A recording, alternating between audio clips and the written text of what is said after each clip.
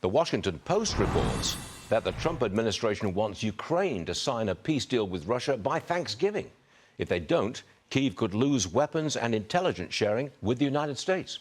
Joining us now, Senator Markwayne Mullin, Republican from Oklahoma. Mr. Senator, this deal, my opinion, would be a win for Putin. You happy with that?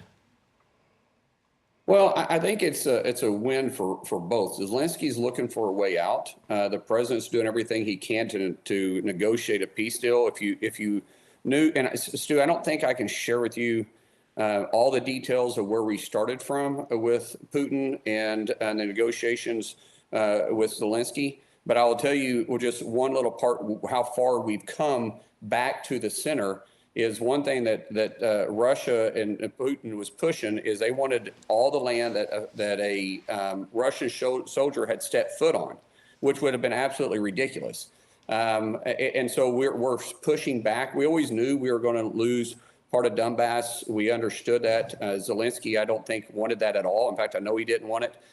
We had conversations about that. Kyiv was never going to be able to be put back into Ukraine, and a lot of times, if you talk to the people of Kyiv, or not Kyiv, but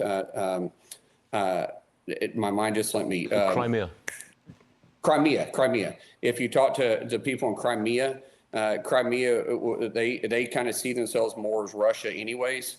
And so this gives security to Ukraine, which is what they're needing. It also gives a little bit of assurance to Putin that they're not going to be able to join NATO, but it still gives NATO security if Russia impedes again into the sovereign territory of Ukraine.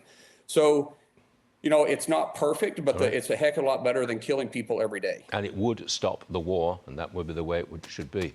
Right. Senator, this Washington Post report claims that the Trump administration wants to, they're calling it refocus human rights on rights given by God. Right. Can you spell that one out for us, Senator? What exactly does that mean?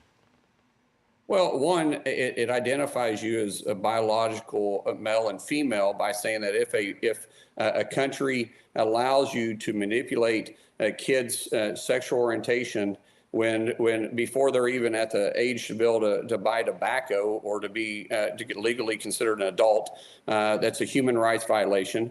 It talks about freedom of speech. It talks about freedom of movement, freedom of religion. So it's just basic principles that we should all look to. For some reason, the last 5 years, you've seen DEI and gender manipulation and mutilation for kids have taken center stage, and they hide underneath the term science.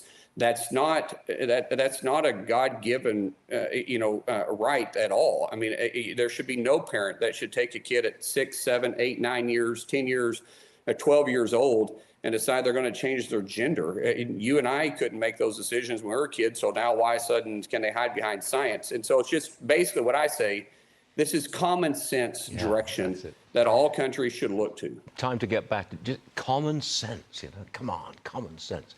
Senator Markwayne Mullin, always a pleasure. Thanks very much for joining us, sir. We appreciate it. Have a good Thanksgiving. Yes, sir, I found. Thank you.